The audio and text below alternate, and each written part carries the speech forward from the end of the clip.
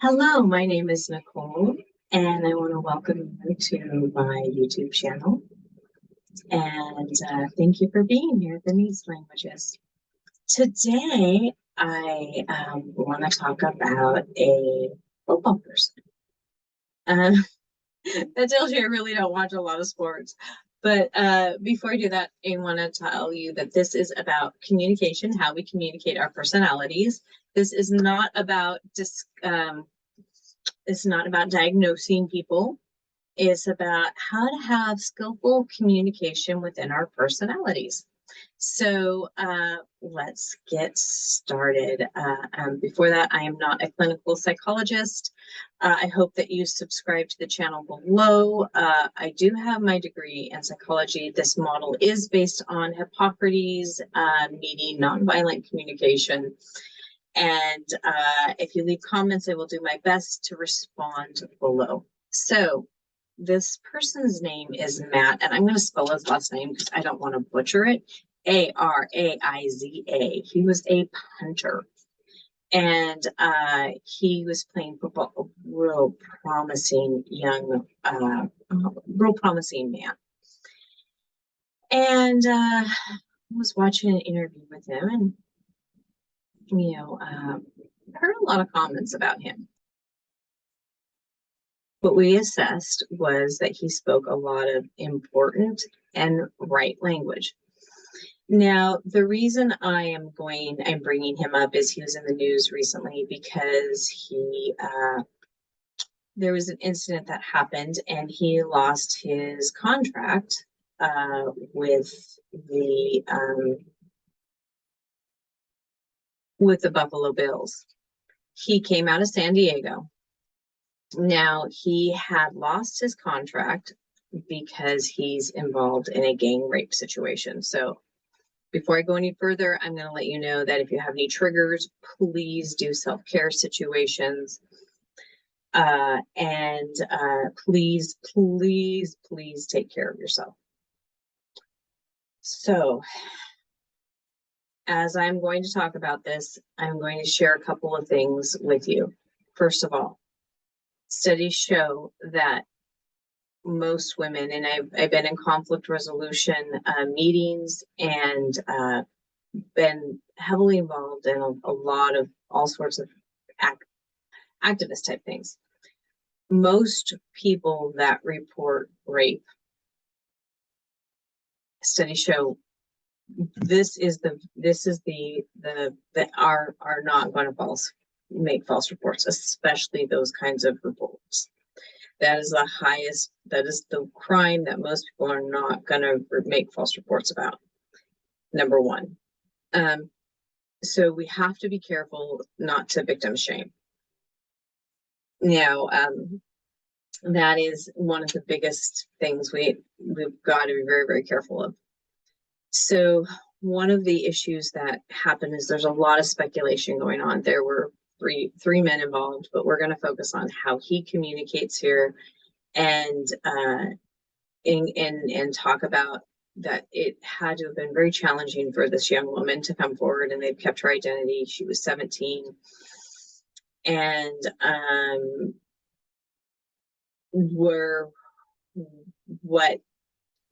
what can happen out of this? So he was in San Diego, and she was 17. He was in his 20s when this happened. I believe he was 21 at the time. And in the interviews, he was always talking about being good, wanting to be the best. That is right language. Right language is always going to talk about good, bad, right, wrong, being the best. They're always thinking. How can they land on the best? How can they land on a good? They don't want to land on a wrong, unless maybe they do. But that's why a lot of times they're really good inventors. I have a friend who is an amazing, he speaks right. And oh my gosh, he's just brilliant thinker. My mom speaks right language. And recently we were having a conversation and she goes, someone told me to stop thinking so hard and thinking all the time. I said, no, You need to find something to land on for your thinking and know how to work with that. And they're like, oh my gosh, that was really good. I was, yeah, that's what is that's how you're wired. How do I work with it? So, and then important is about that prize, getting that prize. How do I get that prize? Now, this is how an important right brain is speaking. So in an interview, and I can pull that interview up if I have enough comments saying, hey, we would like to see that interview. He's talking about this punting, what he's doing. Now, what got interesting is people were making comments that, you know, why is she doing a lawsuit now and ruining his career if, you know, this can't be legitimate. Well, you are going to push a trial through if you don't feel like anything's happening. That can happen. You might do something like that. So here's some of the issues we're having, I believe, as a society, is when you're in this kind of situation. There was a comment made where he said, you know, we're really struggling. People are really angry at us for what has happened. And he made this comment, Matt, of Release from the Family, we are getting threatened. And this isn't right. We were supposed to be proven innocent.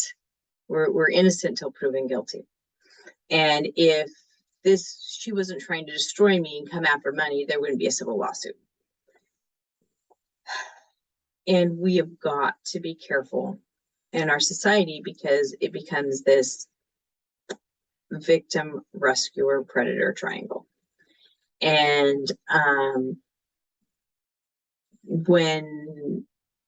it becomes a place of victim shaming, victim blaming.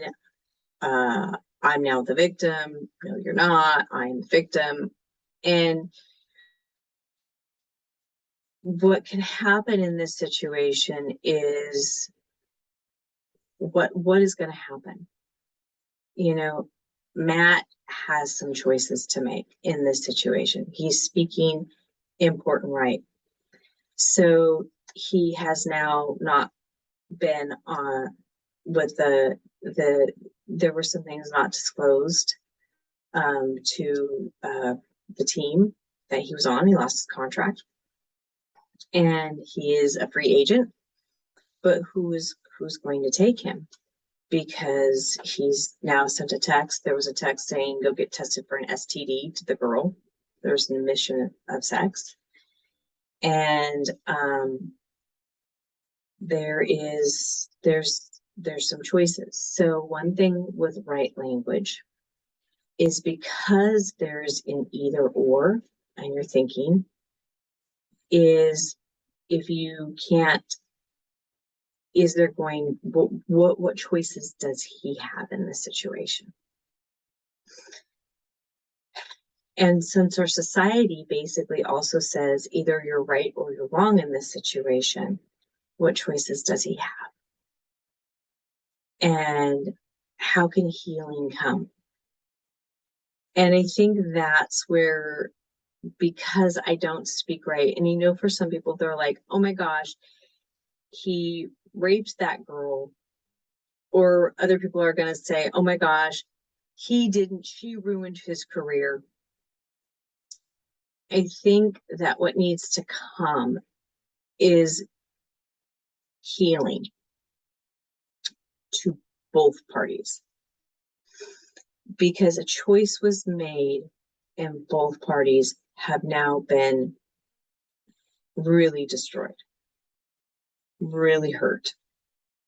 And now what can happen is what paths are going to be taken.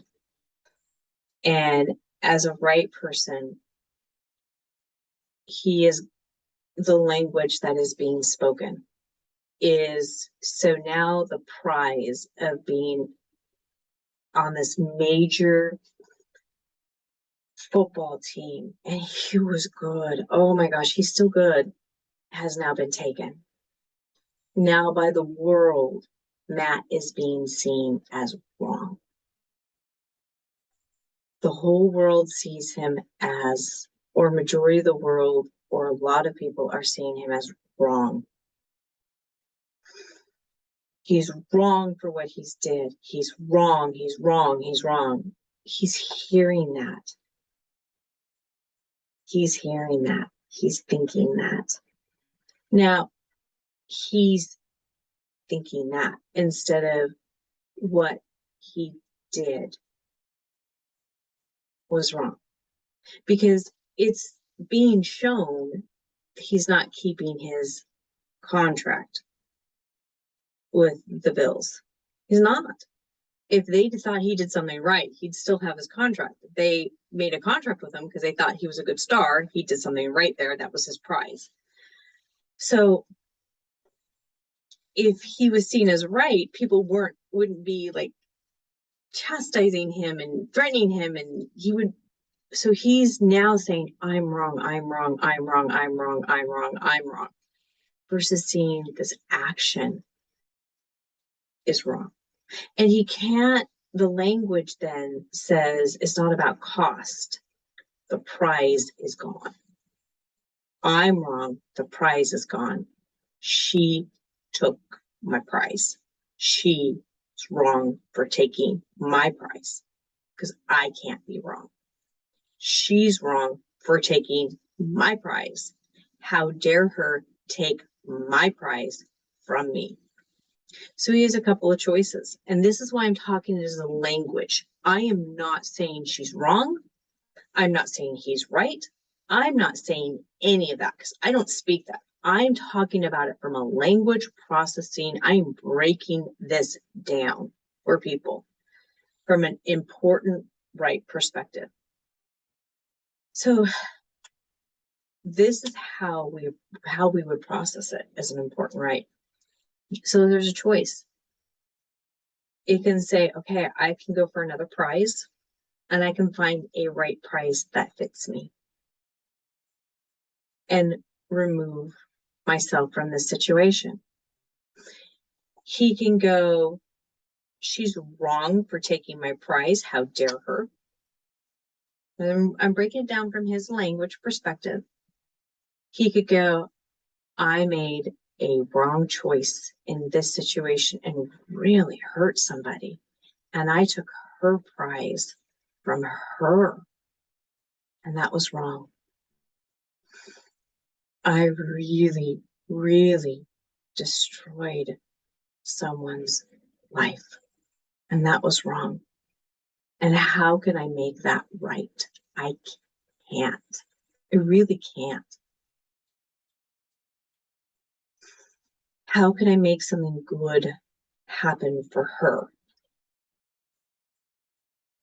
Again, I'm basing this on language, and I'm basing this on what studies show that, and the pictures I saw, and that most women do not. I think it's less than 1% falsely report rape. Basing it on that. My assessment is this is how.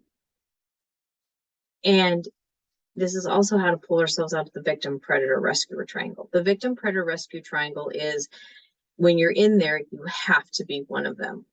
If you're a victim, you're going to end up being a predator.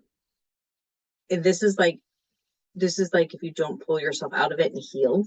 There are true victims out there, but then you have to heal from that, being that victim. You have to start healing. You cannot stay in there because then you're going to find a way to stay the victim. And if you find a way to stay the victim, you're going to have to either rescue people or become a predator. That's just the way that works. You have to end up healing to come out of that. It's not saying that those things didn't happen. I'm not saying those things didn't happen, but you have to start working towards healing. So what I'm saying is he has a choice in the situation of what is he going to do with what's happened.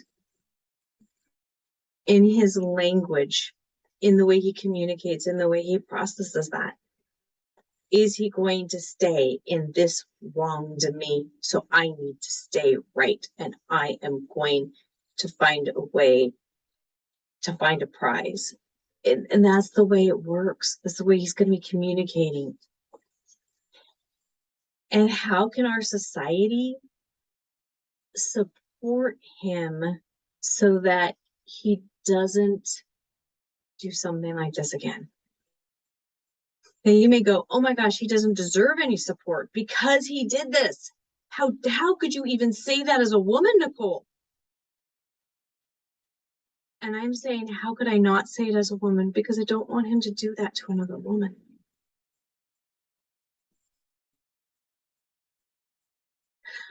We have got, in my opinion, to learn how to support each other so these things don't happen again, and rewire ourselves to come out of that triangle and know our needs languages. Now, that also has to be a point of him being willing. Now, he may not be willing, but how do we help people be able to be vulnerable in a place of willingness in our needs languages so we can communicate this stuff? Because the college that he was at may have not helped him a success, because when you are so good at something and you're so right and good at that you can't see yourself as being able to make mistakes or be able to be wrong, and you're so focused on getting that prize, you can't see anything else around you, and you can't have people come and help you. That's where the failure comes in. At least this is how I'm seeing it. You may not. And it's okay to make comments below and say, I don't see it that way, Nicole. You can tell me I'm wrong. Guess what? I'm not right. I'm important. I make jokes like that all the time. That's not how I view the world that way, through that lens. And you know, Matt and I do have something in common. We both speak important. We're both going to go for a prize. Our prize is different. And I feel bad for him because he was going for the prize of being in the NFL. What an amazing prize to get.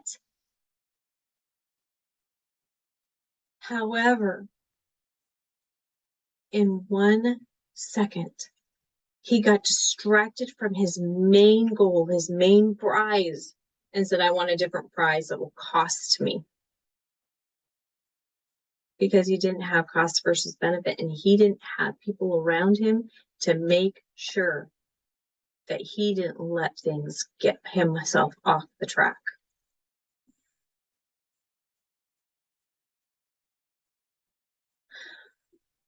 We have to look at our needs languages and what do we ultimately want.